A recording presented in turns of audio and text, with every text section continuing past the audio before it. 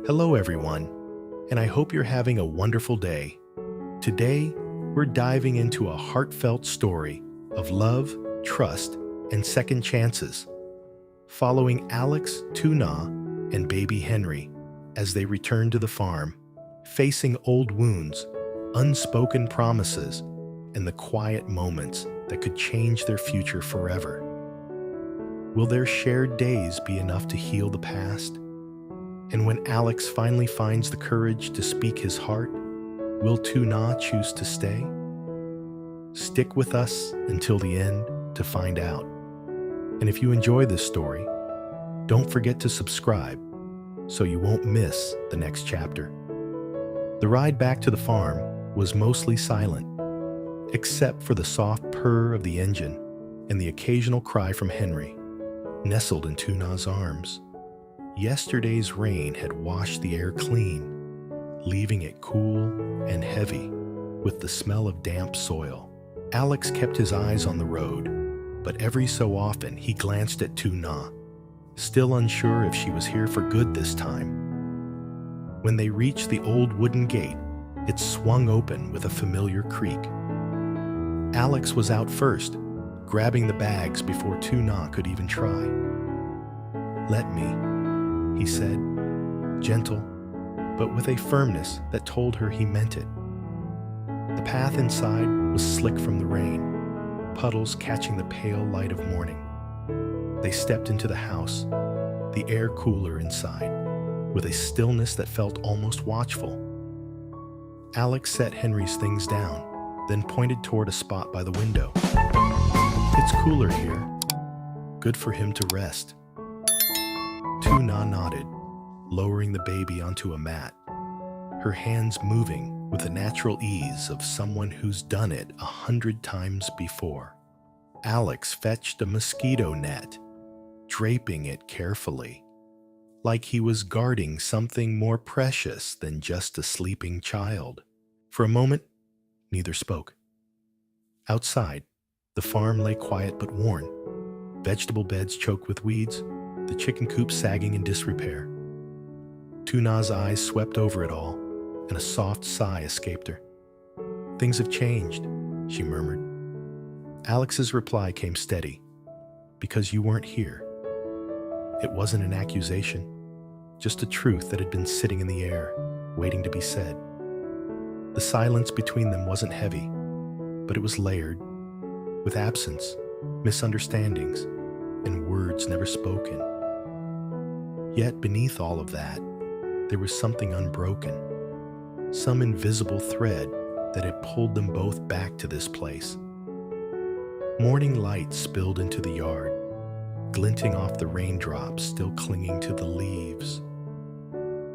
Alex handed Tu Na a broom, wordless, but full of meaning. She took it without question.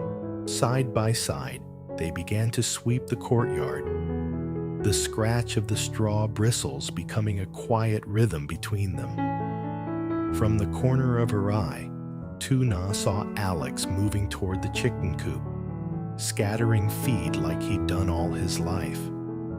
The hens clucked and shuffled, filling the air with the kind of sound that feels like home. She felt a faint smile tug at her lips. This was the rhythm she'd once known, the one she'd walked away from. When Alex called her over to the fish pond, she followed, brushing hair from her face. The water rippled as feed hit the surface, flashes of silver darting up to claim it. "They've grown," Alex said quietly. "Faster than I expected." Tu Na crouched beside him, the breeze lifting her sleeve. "Maybe they were waiting for you to come back," she answered, her voice almost lost to the wind. They worked without rush, sweeping, feeding, checking the vegetable patch. Alex paused once, leaning on the broom handle, watching Tu Na carry a basket toward the shed.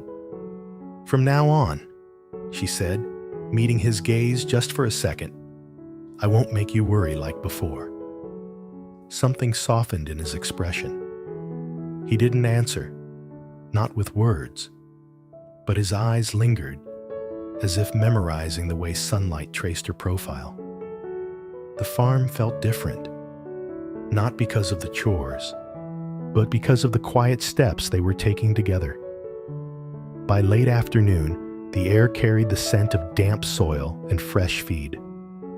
Alex came back from the market with a basket in one hand, fresh fish, leafy greens, and a small bundle of eggs. Tu Na was already in the kitchen, sleeves rolled up, rinsing vegetables under a thin stream of water. He set the basket on the counter. "For dinner," he said simply. She glanced at the fish, then at him. "You didn't have to." Alex only shrugged. "It's been a long time since we ate together here."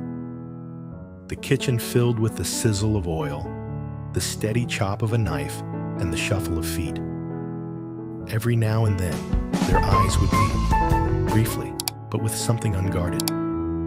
Outside, dusk folded itself over the fields, the windows catching the fading gold. When they sat down, the table was modest. Steamed vegetables, fried eggs, and the fish Alex had brought. Tu Na took a bite and nodded. "Good," she said slowly.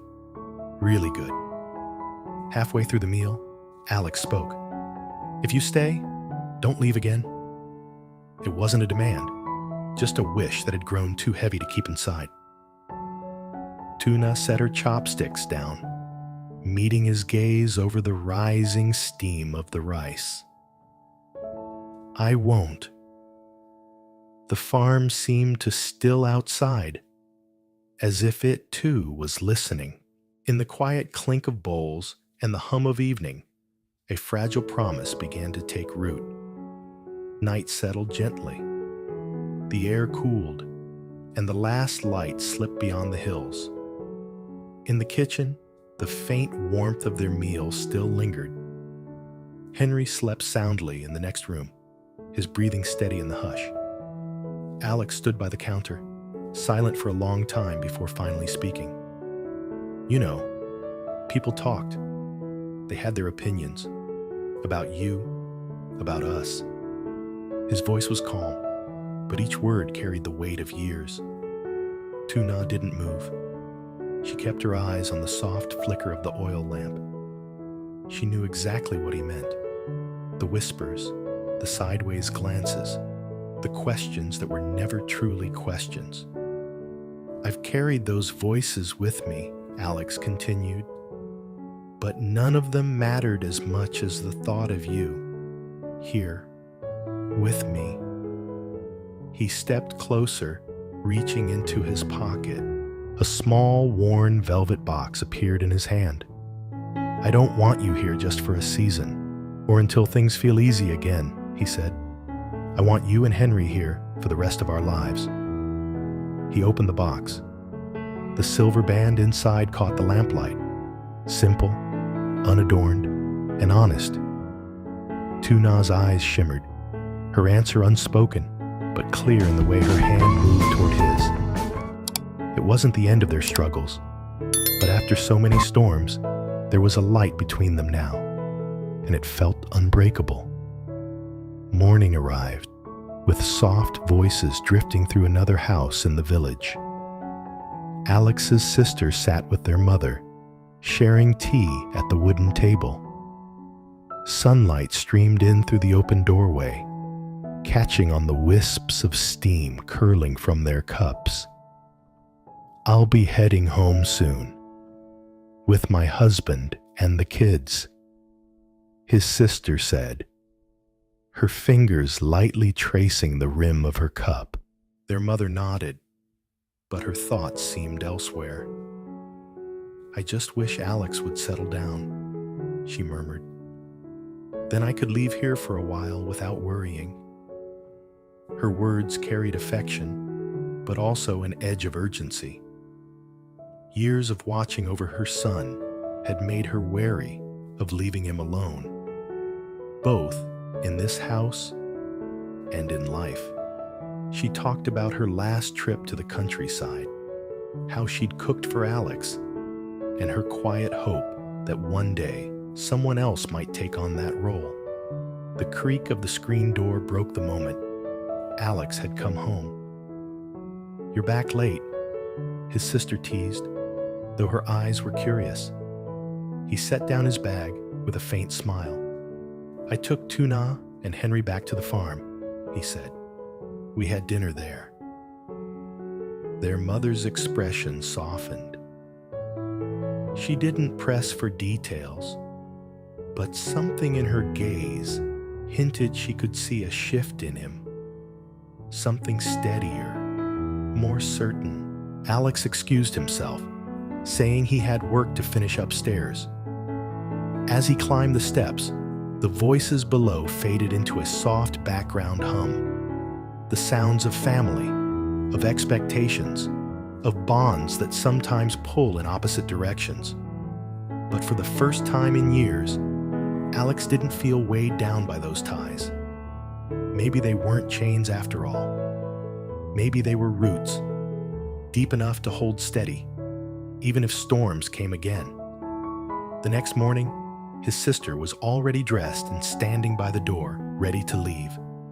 "Before I go," she said, "I want to see Tu Na and the baby." Her voice was warm, but there was a trace of something else, maybe a thread of unfinished business. Alex checked the time, then nodded. "I'll take you." The drive to the farm was quiet. Fields stretched out on either side, still damp from the week's rain. When they arrived, Tu Na was sitting on the porch, Henry tucked against her shoulder. She stood quickly, greeting them with tea and a shy smile. Inside, the air was cool and carried the faint scent of freshly cut grass. They chatted about simple things: the weather, the fish pond, the grapefruit trees. But soon, his sister's tone shifted. "About what happened before?" she began carefully. "I'm sorry. I didn't mean to speak so harshly." Tu Na lowered her eyes, the steam from her cup curling up between them. "It's in the past," she said softly. It felt like a door finally closing, one that had been left open far too long. Henry stirred in her arms, and Alex stepped forward to take him, holding the baby with a practiced ease. His sister reached out, brushing her hand lightly against the child's cheek. "He's a good baby," she said with a smile. "If you ever need anything at all, just tell us." They stayed like that for a while. No big speeches, no dramatic gestures, just a quiet, careful weaving back of trust, thread by thread, in the soft light of morning. When it was time to go, Alex carried his sister's bag to the car. The gravel crunched under their shoes, fading as they reached the gate. Tu Na stood on the porch with Henry, the baby's tiny hand clutching the fabric of her shirt. "Take care of yourself," his sister said, her gaze lingering on Tu Na a moment longer than necessary. "And take care of him," she added, nodding toward Henry. Tu Na's reply was quiet but certain. "I will." The car engine rumbled to life, cutting into the stillness. Alex looked back once before getting in. Just a brief glance, but one heavy with the promise he'd made the night before. When the dust of the road finally settled, silence wrapped around the farm again. Inside, Tu Na laid Henry down, where a patch of afternoon sunlight warmed the floor. She sat beside him, her fingers absent-mindedly tracing the curve of his cheek. Alex's words from the night before came back to her, clear and steady. "I want you and Henry here for the rest of our lives." She closed her eyes, not to shut the thought out, but to hold it closer. Outside, the fields moved gently in the wind, as though the land itself was breathing with her. Somewhere between the hush of the room and the soft rustle of leaves, she felt it, a fragile but persistent pull toward staying. It wasn't yet a spoken answer, but it was the beginning of one. She stayed there for a long time, listening to the wind outside, to Henry's steady breathing, and to the echo of Alex's voice. Each word seemed to sink deeper than the last, and in that quiet, she realized her heart had already shifted closer to his than she dared to admit. But will she take that final step? Will she place her trust in him after all they've endured? That night, the farm lay under a blanket of stars. The cicadas sang in the distance, and a faint breeze carried the scent of wet earth through the open window. Tu Na sat on the porch, rocking Henry gently, watching the shadows stretch across the yard. In the dim glow of the oil lamp inside, Alex moved about quietly, closing shutters, checking the locks, making sure the house felt safe. When he stepped out to join her, he didn't speak right away. He just stood there for a moment, looking out at the fields, as if trying to imagine all the seasons they might see together. "Cold?" he asked softly. She shook her head, smiling faintly. "No, I'm warm." It wasn't just the baby in her arms or the evening air. It was the weight of something steady settling in her chest. Alex reached for her free hand. She didn't pull away. The night around them seemed to lean in, holding their silence like a secret. And in that quiet, Tu Na felt the answer she hadn't spoken yet. Clearer, stronger, waiting just at the edge of her lips. After months apart, Alex brings Tu Na and baby Henry back to the farm, where the air is fresh, but the weight of old rumors still lingers. As they work side by side, sweeping the yard, tending the animals, cooking dinner, small gestures begin to rebuild the trust they once had. That night, Alex opens his heart, offering not just a ring, but a promise for the future.